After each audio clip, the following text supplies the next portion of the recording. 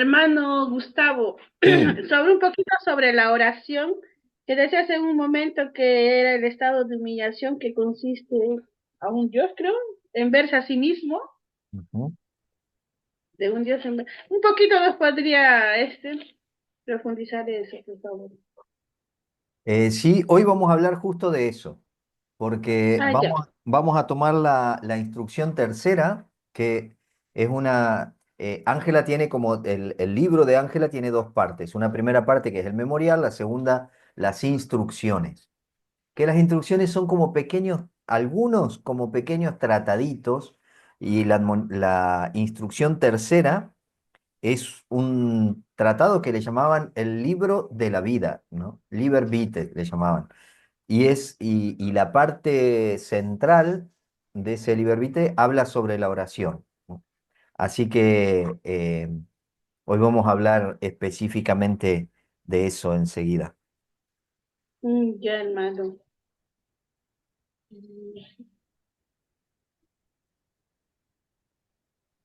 Entonces, hermano, para hacer oración, como decía aquí, necesitas de una profunda humildad para estar ante el Señor, Sí, para tener esta experiencia de un encuentro con Dios, sí, ¿no es que cierto?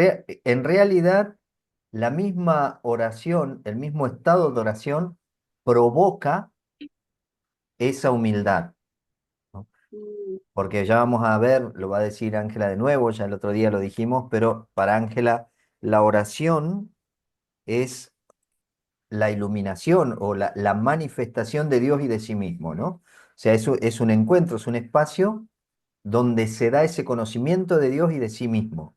Por lo tanto, es interesante porque puede ser, digamos, eh, yo creo que les leí algo del hermano David, ¿o no? La semana pasada. ¿No, no, no, no, no les hermano, leí? Ah, bueno. no. Ahora les voy a leer, ahora les voy a leer. Ya. Esperen un poquito.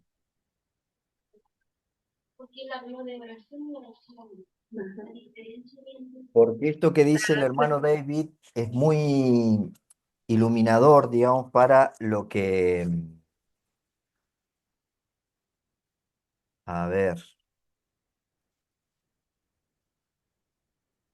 vamos a ver si lo encontramos.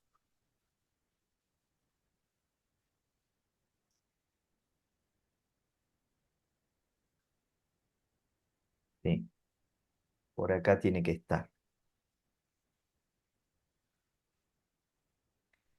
Dice, eh, supongamos, por ejemplo, él está hablando de la distinción entre oración y oraciones, ¿no? O sea, una cosa es la oración y otra cosa las oraciones. Entonces él dice, supongamos, por ejemplo, que estamos recitando los salmos.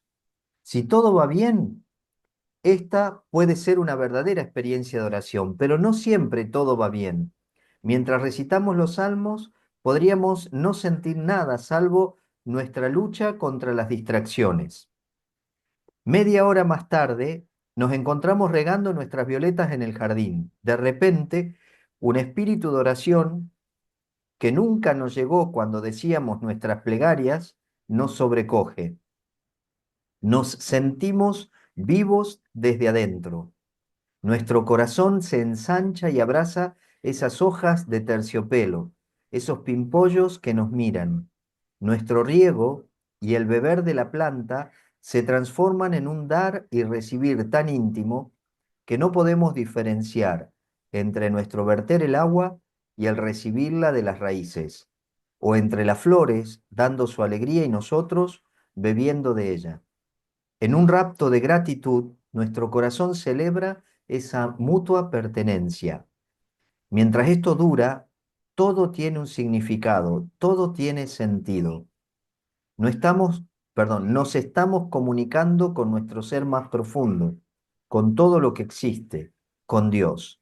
¿Cuál fue la verdadera oración? ¿Los salmos o el riego de las violetas en el jardín? O sea, lo que dice el hermano David es algo que Ángela dice mucho también, que cuando nosotros no estamos presentes, la oración que hacemos no sirve para nada. O sea, yo puedo estar recitando salmos o recitando oraciones, pero si mi corazón y mi mente no están realmente presentes ahí, eso no sirve para nada. En cambio, dice él, puede ser de que yo esté haciendo algo ahí en el jardín, ¿no? Regando una planta, y tengo una profunda experiencia de comunión, ¿no? Y entonces eso termina siendo más oración que el recitado de los salmos, cuando yo recitaba, pero mi mente y mi corazón andaban por cualquier lado. Y eso me parece, bueno, él después dice que conoce muchas comunidades religiosas que rezan mucho, menos cuando rezan, dice. No, o sea, hay comunidades, dice él, que oran mucho, menos cuando rezan. Cuando rezan la liturgia, están con la cabeza en cualquier lado, pero cuando tienen su oración personal, ¿no? Ahí sí están más presentes, ¿no? Y eso creo que es muy, muy interesante, pero eso depende naturalmente de la concepción que tengamos de la oración. O sea, si yo creo que la oración es algo que yo le doy a Dios, y entonces, claro, cualquier cosa que haga sirve, ¿no?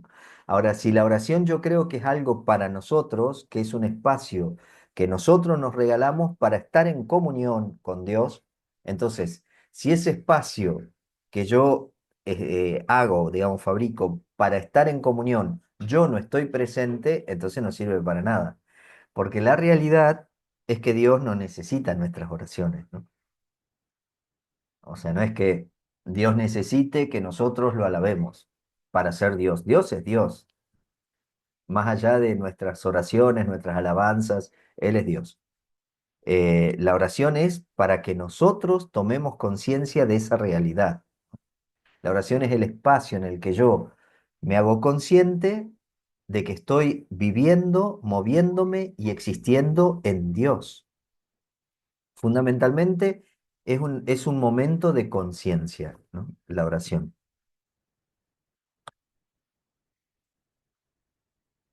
Que claro, con esa concepción que teníamos por ahí antes, ¿no? De que la oración era algo que nosotros dábamos a Dios, entonces, claro, multiplicábamos las plegarias, ¿no?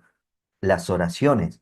Y vieron que yo puedo hablar con libertad porque no conozco ninguna de sus comunidades. Pero hay comunidades en las que yo he ido, uy, que hay unas letanías de oraciones, o sea, es mucha palabra, palabra, palabra, palabra. Entonces, la sensación es cuanto más oraciones hagamos a Dios, María Santísima, los ángeles, los arcángeles y toda la corte celestial, mejor, ¿no? Y en realidad lo que hacemos es multiplicar oraciones, que no siempre significa que estemos en oración, ¿no?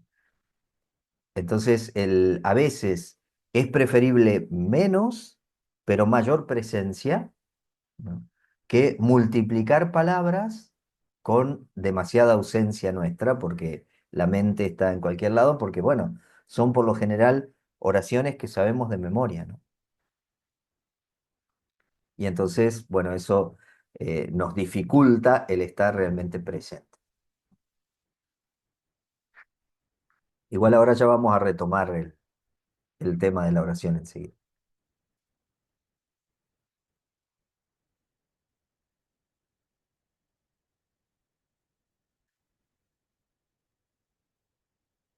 Bueno, Ah, hermano, ahí te sí, van a hacer una...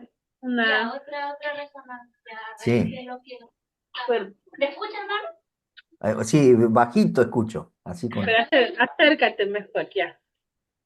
Lo que quería compartir es que al respecto de eso, de que dice que la oración que Jesús nos enseñó, dice, es permanecer con el Padre, porque yo me quedé pensando cuando usted nos decía eso, ¿no? En la clase anterior, que una cosa es la oración, otra cosa son las oraciones. Inclusive que muchas veces, por ejemplo, nosotros rezamos el Padre Nuestro, y sentimos que con eso, a lo mejor al decirlo verbalmente, ya sentimos que estamos haciendo oración. Y en el fondo parece que no fuera así, pues porque precisamente si Jesús nos ha enseñado a orar el Padre Nuestro, o sea que resona que eso nos está invitando a permanecer con el Padre, a estar sumergidos con el Padre. Entonces, yo me quedé mucho resonando esa parte y ahora más que está dando esa explicación, ¿no? De que Dios es algo indefinible y parece que la razón humana o el raciocinio o el razonamiento que uno hace de Dios es que cree que porque al hacer oraciones o al hacer eh, resonancias mentales, siente que uno está haciendo oración. O cree, en el fondo también uno puede sentir que está como queriendo atrapar con la propia imaginación lo que Dios desearía de uno. Y no es eso, ¿no? Entonces me llama mucho la atención esa parte de que la oración es eso, permanecer en Dios y que Jesús precisamente lo que quiso enseñar fue eso, la permanencia de Él con su Padre. Entonces, de cierto modo, pues eso me estaba como resonando, ¿no? Y sobre todo eso que Dios es algo indefinible, no es algo que nosotras podemos definir. Y pero a la vez también, qué difícil es estar en permanencia con Dios y yo creo que también es un camino, es todo un proceso porque como dice usted, la mente es tan dispersa que uno puede estar, pero a lo mejor no está en esa conexión con Dios, ¿no? Entonces, me resonaba eso un poco. Gracias. Perfecto, hermana. Es eso exactamente. Es eso, ¿no?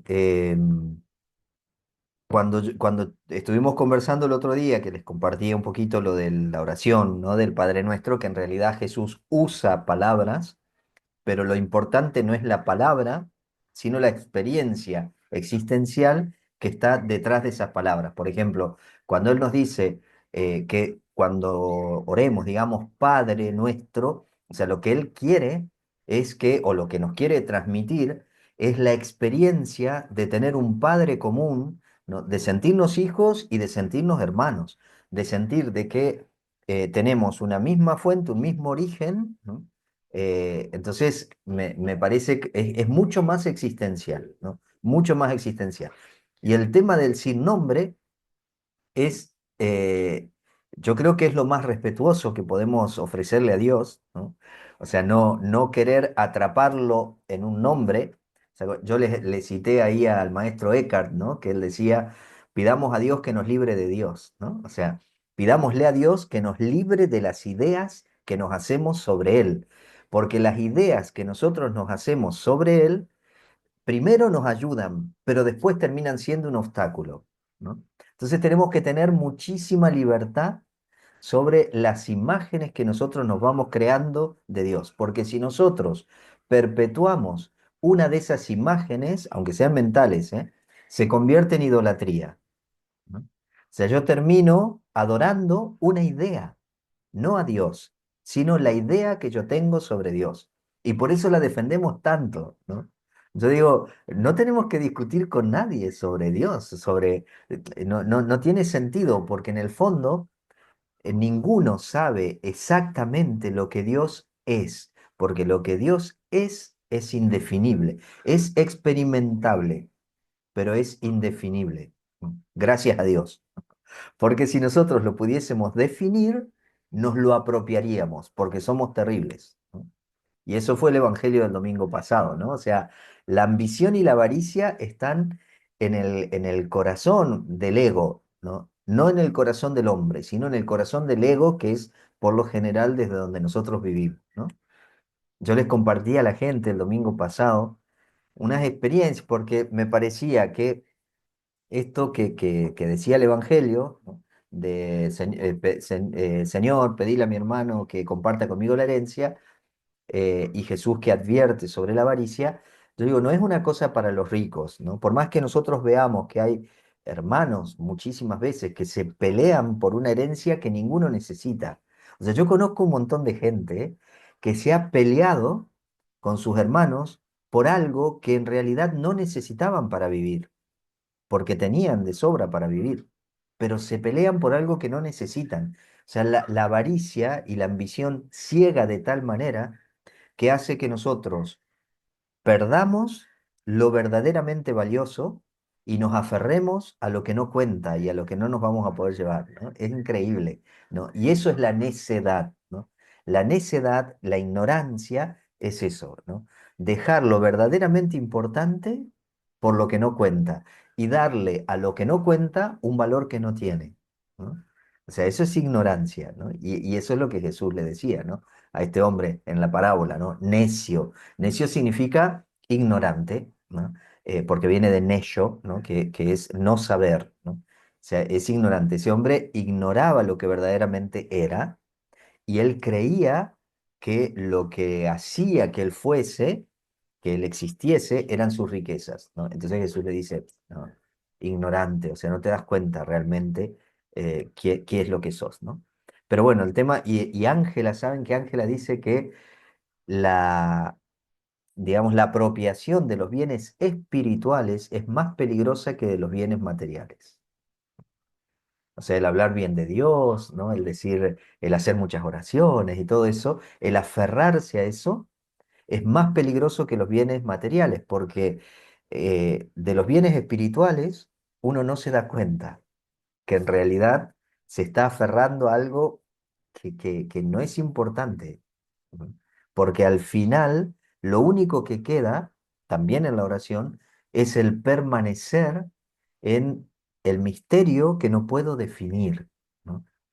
Ya vamos a, después, creo que yo pongo ahí una, sí, me parece que está un proceso que ella describe que me parece muy bonito. Bueno, si les parece, retomamos y así seguimos con, ahora les comparto pantalla, a ver cómo habíamos hecho, así creo que habíamos hecho. Eh,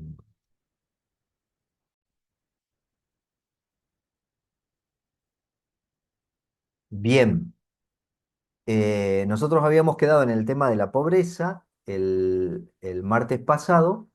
Y todo esto es de Ángela, ¿no? Ella, bueno, acá subraya y señala un proceso que después vamos a ver también cómo continúa este tema del proceso. Ella dice, esta verdad y la enseñanza de la divina sabiduría sobre el tema de la pobreza hace que la persona vea ante todos sus defectos. O sea, la gracia te ilumina de tal manera que empezás a ver todos tus límites y le hacen ver luego la pobreza, ¿no?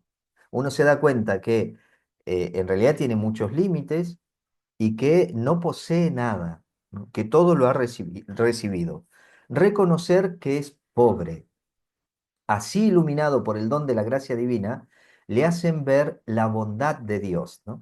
Al ver la propia pobreza, no se queda ahí dolido, ¿no? Y victimizándose, sino que inmediatamente ve la bondad de Dios, ¿no? Lo bueno que Dios es, porque sin merecer nada, me dio todo, ¿no? Me dio todo. Cualquier duda sobre él desaparece y ama plenamente a Dios, amándole. Así obra luego como ama. O sea, uno entra de esa manera en el reconocimiento de la bondad infinita y gratuita de Dios, entra en una dinámica de amor a Dios y de amor a toda la realidad. Toda confianza en sí misma le es quitada. Ni los demonios, ni cuanto pudiésemos decir, podrían engañar al alma que tenga esta verdad, porque allí está la enseñanza más clara y luminosa que puede darse en esta vida. Así pues, mientras tenga esta verdad, no podrá sufrir decepción alguna, por lo cual entiendo que la pobreza es madre de todas las virtudes y es doctrina de la divina sabiduría. Para Ángela, tengamos presente que ella está en pleno ahí medioevo, ¿no? Donde la pobreza material era el signo de autenticidad de los verdaderamente espirituales, ¿no? Entonces, no hay distinción entre pobreza espiritual y pobreza material. Para ellos la pobreza es una sola cosa, ¿no? Y la pobreza material expresa esta pobreza espiritual que es el reconocimiento del propio límite, el reconocimiento de la propia pobreza. Entonces, y acá está la instrucción tercera que les decía, ¿no? Que habla precisamente sobre la oración. Fíjense lo que dice, nadie se salva sin la luz de Dios, ¿no? Es decir, nadie, vamos a traducir, ¿no? Porque si uno lee esto, uno enseguida en esa frase lee la salvación después de la muerte y la luz de Dios como la gracia, ¿no?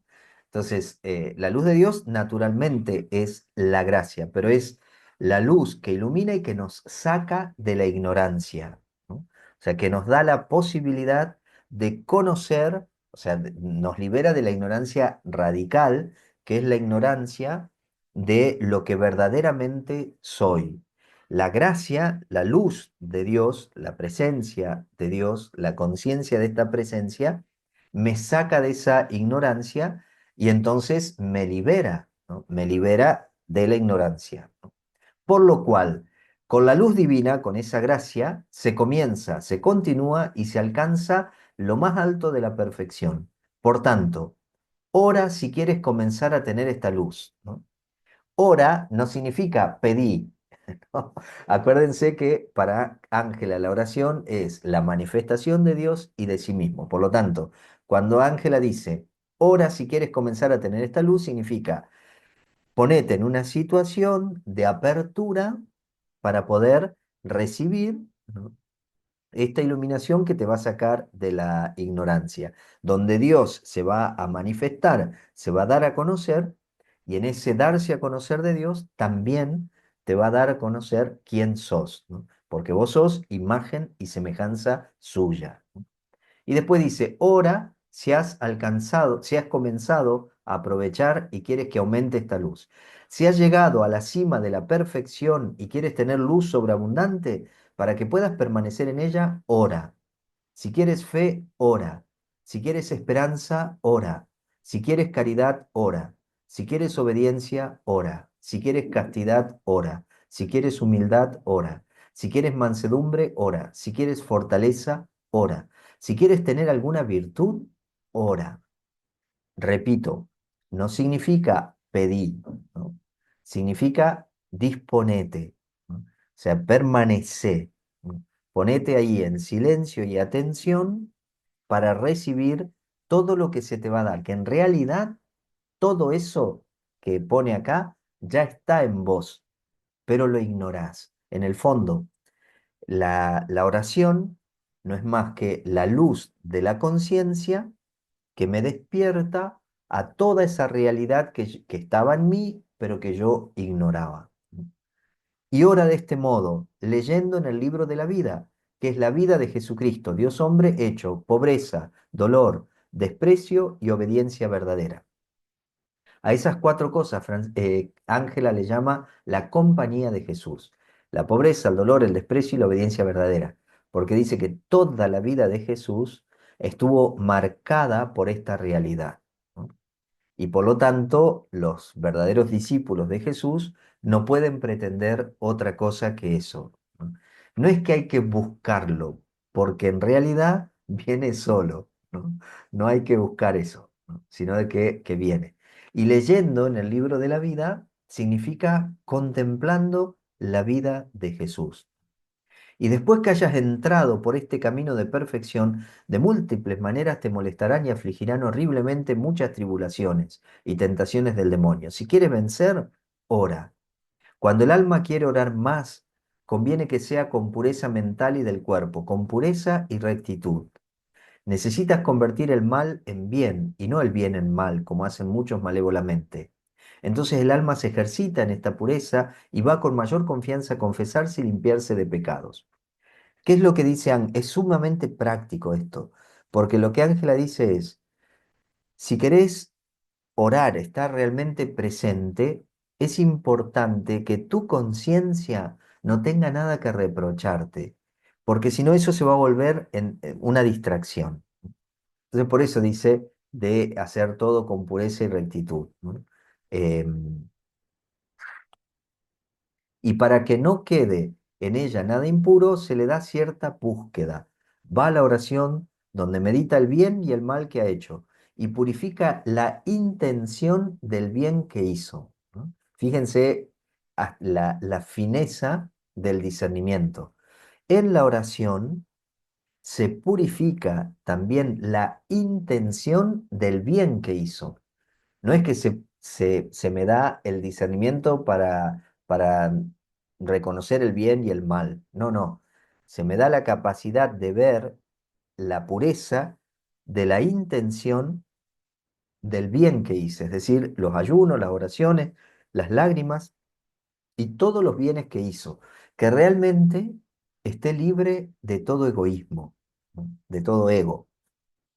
Descubre cómo obró engañosamente con mezquindad y defecto.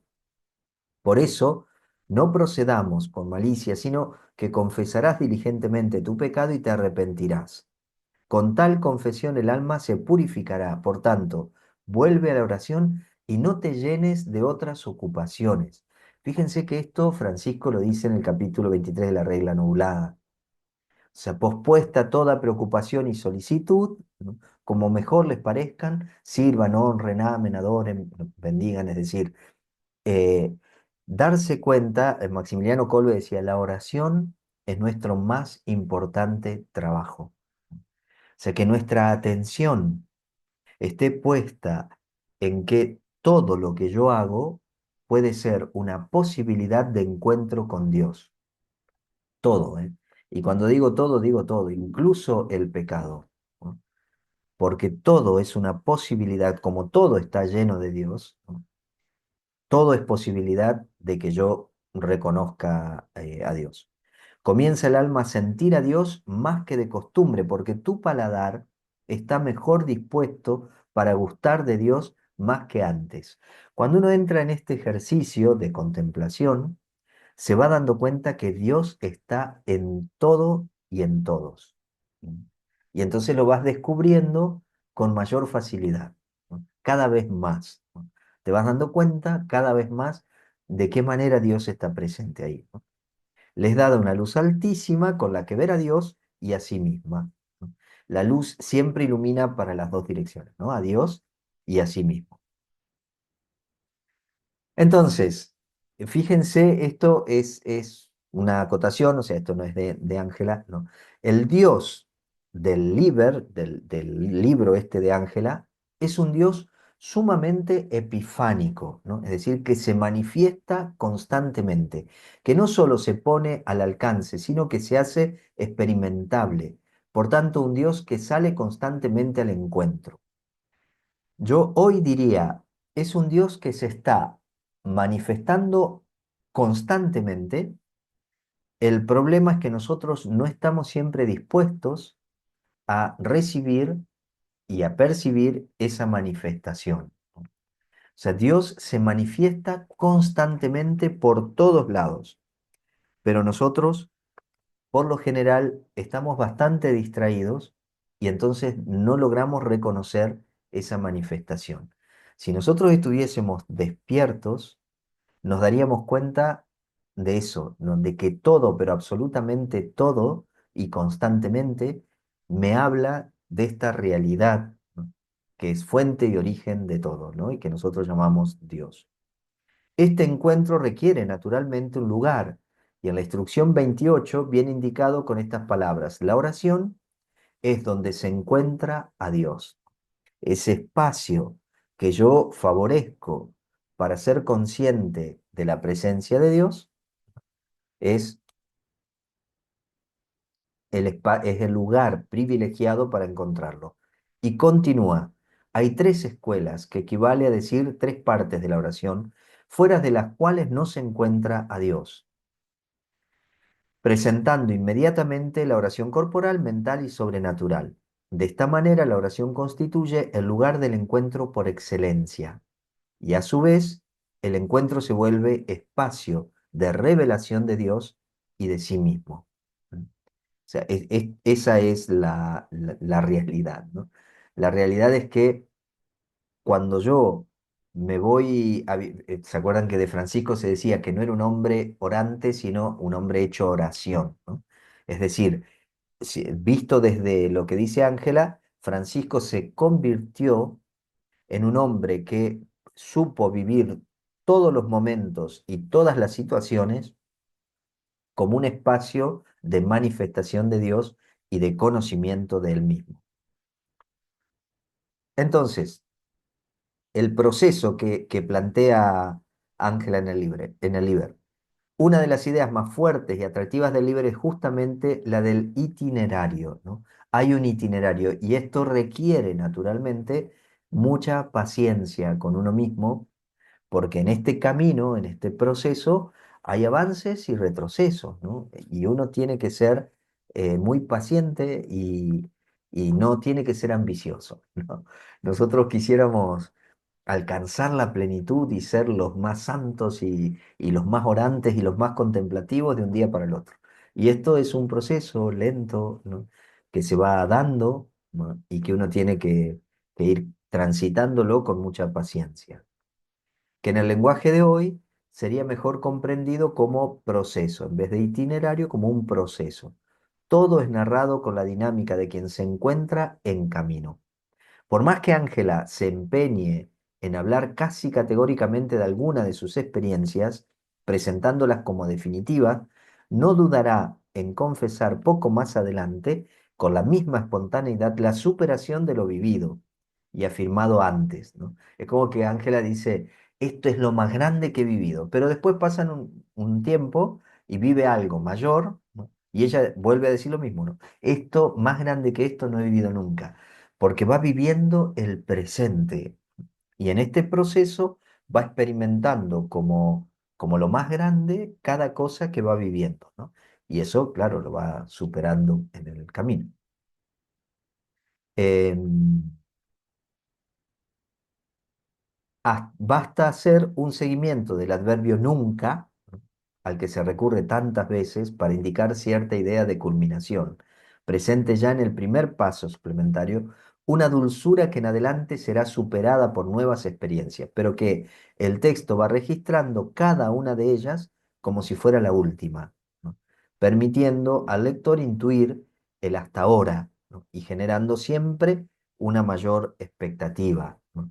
Porque uno lo puede leer, pero la vida de Ángela, lo que ella va viviendo, lo va viviendo con muchísima intensidad, ¿no? Y muy en presente. Aunque después, ¿no? Caminando un poquito más, se desdiga de lo que había dicho y se dé cuenta de que lo que creía que ya era el culmen era una parte del camino, todavía no era el culmen, ¿no? Fíjense este proceso, qué interesante. Dice, cuanto más ores, es decir, cuanto más te pongas en esta actitud de apertura y receptividad, de la iluminación de Dios, de la manifestación de Dios, que también es manifestación de lo que vos sos, tanto más serás iluminado. Es decir, cuanto más estés ahí, más luz vas a recibir. Cuanto más seas iluminado, tanto más profunda y noblemente verás al supremo bien y las cosas sumamente buenas. O sea, se va ampliando tu mirada, va aprendiendo tu paladar a gustar, ¿no? A Dios en todo y en todos. Cuanto más profundamente y excelentemente veas, tanto más las amarás. Y cuanto más las ames, tanto más te deleitarán, es decir, más lo disfrutarás. Cuanto más te deleiten, tanto mejor las comprenderás y te harás más capaz de comprenderlas. Luego vendrás a plena luz, pues comprenderás que no puedes comprender. Fíjense que la culminación del camino es comprender que no puedo comprender. Cuando comienzo el camino, uno va viendo, ¿no? Muchas cosas y se va dando cuenta de muchas cosas y va diciendo, qué bárbaro, voy comprendiendo cada vez más, pero llega un momento donde se abre, ¿no?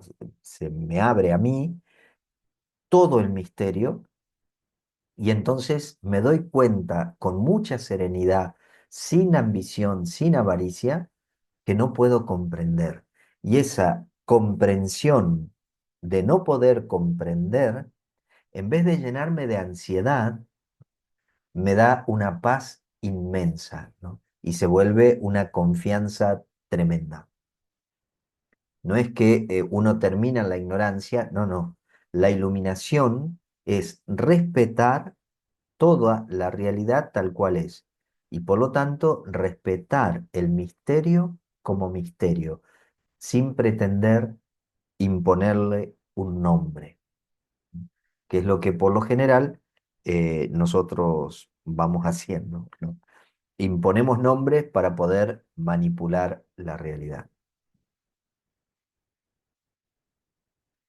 Y esto decía, ¿no? Lo habíamos dicho también la semana pasada.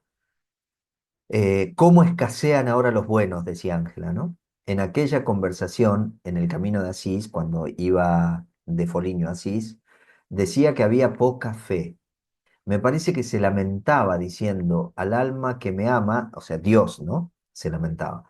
Al alma que me ama sin malicia, la amo con tanto amor que ahora a ella y a todo el que de verdad me ame, le haría yo mucha más gracia que a los santos en tiempos que cuentan Dios haberles hecho tantas, ¿no? Como diciendo, hoy hay tan poca búsqueda de Dios, eso lo dice del medioevo, ¿no?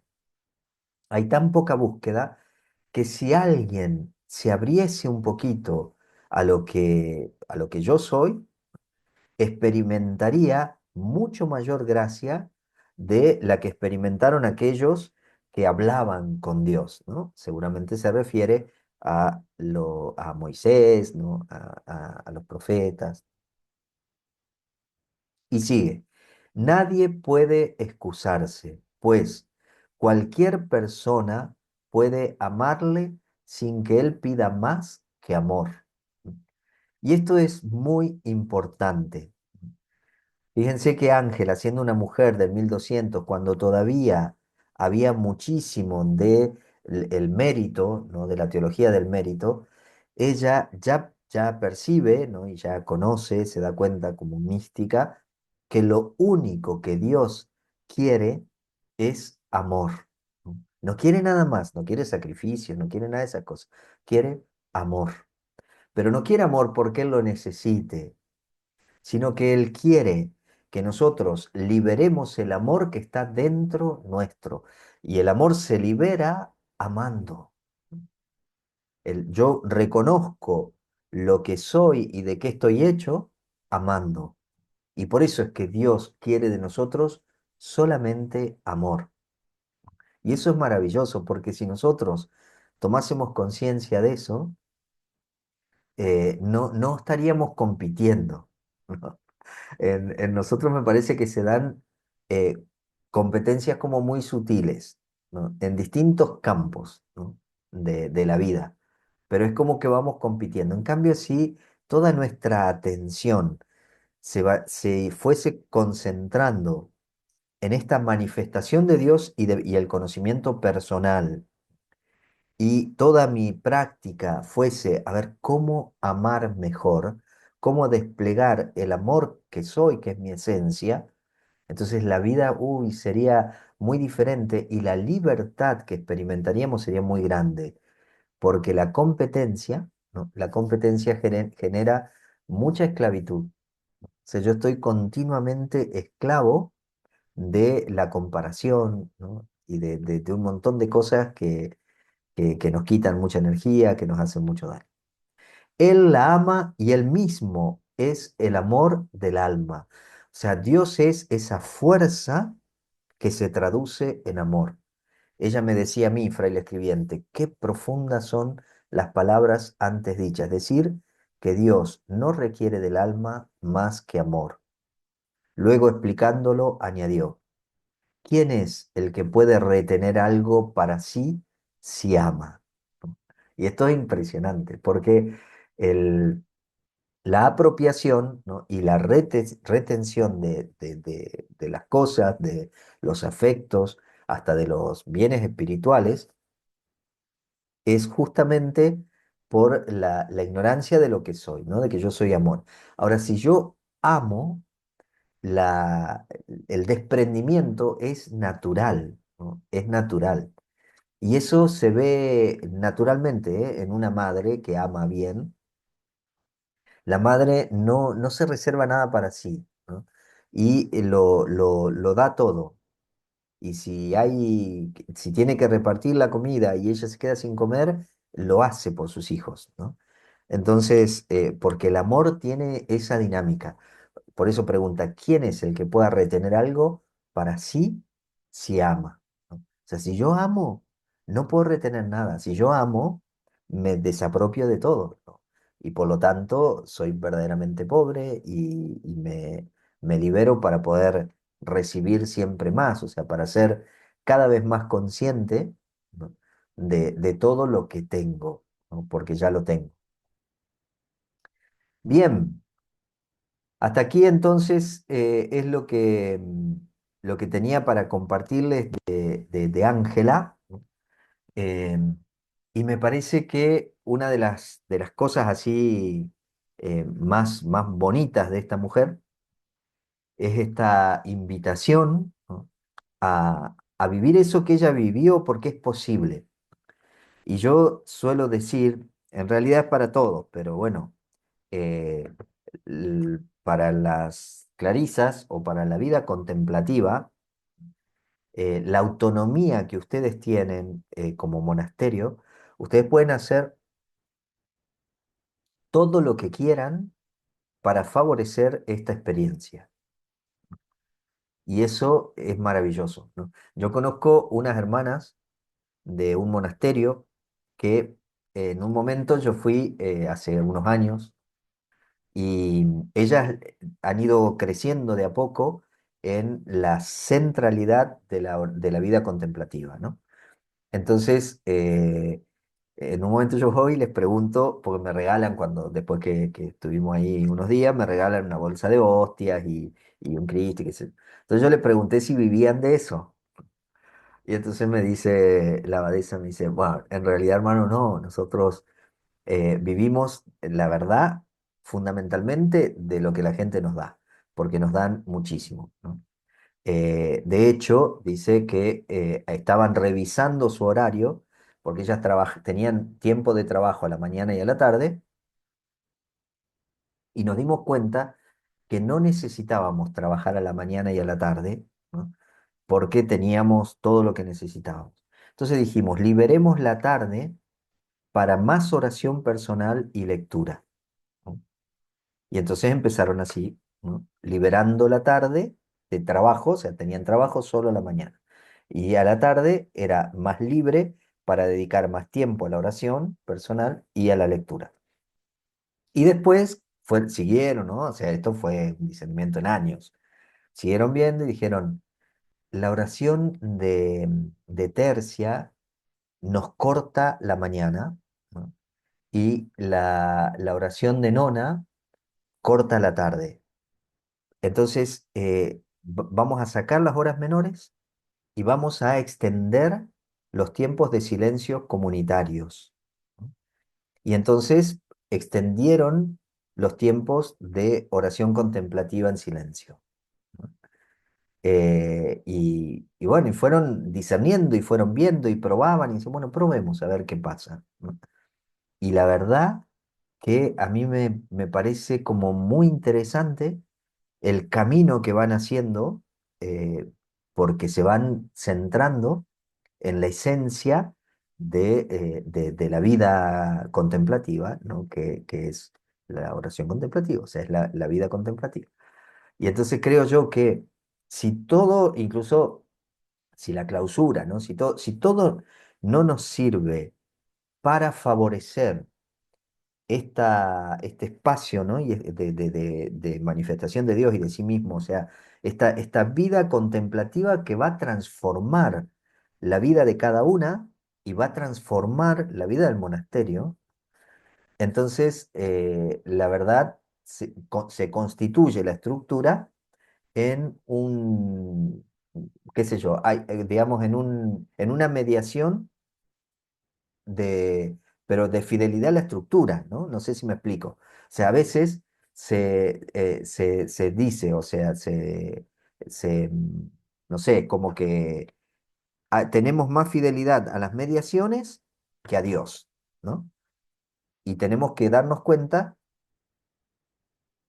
que en realidad son mediaciones y que lo importante no son las mediaciones, sino aquello que favorece, a lo que apunta, digamos, la mediación, ¿no? Y si nosotros, porque les digo de que en otro monasterio donde estuve, este era en Europa, no sé si les conté ya, de las hermanas que trabajaban mucho, yo les decía de que la devoción más importante que tenía el monasterio era el trabajo. Y era un monasterio bonito, tenían vocaciones y todo. Pero claro, las hermanas trabajaban un montón. Cuando empezaban a hablar conmigo, todas me hablaban del trabajo, ¿no? Entonces digo, me parece que lo más importante de este monasterio es el trabajo. Y les decía, claro, 5 minutos antes de cada oración, ¿no? En el coro tocaba la campana. Pero las hermanas sabían que eran 5 minutos antes, que había un montón de tiempo para dejar el trabajo y ir. Entonces, que con 1 minuto y medio alcanzaban, ¿no? Entonces, 1 minuto y medio antes de empezar la oración, dejaban el trabajo y se iban. Una hora media que tardaba 10 minutos, 12 minutos, y después volvían al trabajo. En realidad, les decía yo, nunca dejaron el trabajo. O sea, fueron al coro con la cabeza en el trabajo y como había que retomarlo enseguida, bueno, recitaron los salmos que había que recitar, pero nunca dejaron el trabajo. Y entonces, claro, eso complica la cosa, ¿no? Había un matrimonio ermitaño en Jujuy, se murieron ya los dos, que ellos eran ermitaños y ellos cada hora sonaba una campanita y estén donde estuviesen, hacían un par de minutos de silencio, dejaban lo que estaban haciendo y lo único que hacían era ponerse en silencio para ser conscientes de la presencia de Dios, que es el fin fundamental de la oración. O sea, el fin de la oración es ser conscientes de que Dios es y está. Si yo estoy con la cabeza y el corazón en otro lado, claro, eso como que no se realiza, ¿no? Y Ángela era durísima, porque Ángela decía que como que el castigo de la distracción, ¿no? Viene en la misma acción, dice ella. Si yo estoy rezando el oficio de una manera distraída, tengo que volver a rezar de nuevo el salmo, concentradamente, ¿no? Entonces nuestras oraciones tardarían como 2 horas más o menos, tendríamos que estar volviendo cada vez que nos distraemos, ¿no? Volver a de nuevo. Pero ella era así muy, muy exigente, ¿no? Pero por esto, porque respondía a eso, decía, bueno, la oración litúrgica es una mediación para celebrar juntos la presencia de Dios. Y acuérdense que la gloria, Ireneo de León decía, la gloria de Dios es la vida del hombre. O sea, ¿cómo puedo rendir gloria a Dios? Viviendo en plenitud. No diciéndole muchas cosas lindas, o sea, piropeándolo a Dios, ¿no? Sino viviendo en plenitud. ¿Cómo honro a Dios? Siendo lo que yo soy, ¿no? Y siendo auténticamente en profundidad, ¿no? Em, Me parece a mí que esto requiere ciertamente como un cambio de mentalidad porque nosotros no fuimos formados de esta manera. O sea, a nosotros nos dijeron que la oración litúrgica era rendir culto a Dios, o sea, adorar a Dios. Y entonces, bueno, yo rezo y recito salmos, eh, que a veces decimos barbaridades en los salmos, ¿eh? Pero bueno, lo decimos igual, ¿no? Y pues sí, hay cosas que no se pueden decir más, pero igual las decimos, ¿no? Em, Entonces me parece que está bueno que intentemos, con estas cositas así que hemos ido escuchando, revisar y decir, a ver, ¿qué es lo que verdaderamente nos ayuda, ¿no? A una oración contemplativa y a una oración que nos entre en la conciencia de esta experiencia de Dios? ¿Y qué cosas son más distracción que ayuda? Bien, habilitaron el micrófono, no sé si querían decir algo. No que sí, porque a veces en oficio dicen cosas por la distracción, los cambios de palabras a veces. Ah, perdón, se me había apagado a mí el parlantito, así que no escuché nada. Lo que pasa, como decía, habían distracciones cuando rezábamos y decíamos, claro, hasta cambios de palabras cuando uno reza. Sí, sí, es que nosotros en Occidente, eh, yo creo que hemos identificado, ¿no? La oración con las oraciones. Y entonces nos parece que recitar oraciones es oración, ¿no? Y hoy en día me parece de que tenemos que, por ahí podríamos ser como más cuidadosos y decir, no siempre las oraciones son oración, ¿no? O sea, las oraciones son oración si yo estoy totalmente presente, ¿no? Y si no, no. Si no, es una repetición de palabras. Hermano, es como decir, una cosa es rezar y otra cosa es orar. Exactamente, ¿no? Sería eso, si lo entendemos de esa manera, ¿no? Mm. Porque fíjense que nuestra oración, litúrgica incluso, tiene muchísima palabra, mucha palabra, porque es muy mental. En Occidente nosotros somos muy mentales, ¿no? Eso en Oriente no es así, pero nosotros sí, en Occidente somos muy mentales. Y entonces tenemos mucha palabra, mucha palabra, mucha palabra. Y creo que estaría muy bueno que tengamos más silencio, ¿no? Tuvimos una adoración al Santísimo, que mi esperanza era que expongan el Santísimo y que nos quedemos en silencio. Y fueron 5 minutos de silencio y después palabra, palabra, palabra, lecturas y cosas y tal. Y yo decía, ¡ay, Dios mío! O sea, esto es, a mí me parecía tanto ruido, era muy, no sé, me parecía como demasiado, ¿no? Y yo insistía en el silencio, insistía en el silencio. De hecho, ahora terminé de escribirles una cartita a los hermanos que habían hecho el retiro para subrayarles algunas cositas que me parece que sirven para toda la vida. O sea, no es que sean para los ejercicios espirituales. Y la verdad, yo entiendo de que el silencio requiere una disciplina, ¿no? Que requiere una educación. O sea, lo sé, pero hay que empezarlo, ¿no? Si no, es muy difícil. Y lo que yo veía en los hermanos era en la mayor parte muchísima dispersión, ¿no? Mucha dispersión. Y la dispersión hace que terminemos siendo muy superficiales, que podemos ser hasta eruditos intelectualmente, ¿no? Podemos leer bastante y entonces tener como mucho conocimiento de ese, pero ese conocimiento, digamos, intelectual no nos da profundidad, ¿no? Nos puede dar una cierta lucidez intelectual, pero la profundidad es otra cosa. O sea, la profundidad viene por la práctica, por el ejercicio creo yo, o sea, del silencio, ¿no? De la oración contemplativa, ¿no? De la oración contemplativa o de la actitud contemplativa, ¿no? De vivir con atención. Eh, y eso es algo que se ejercita constantemente. Todo se puede aprovechar para eso. Muy bien, hermanas y hermano. Ha sido para mí un gusto. Finalmente terminamos. Vieron que todo tiene un final, como decía Sui Generis.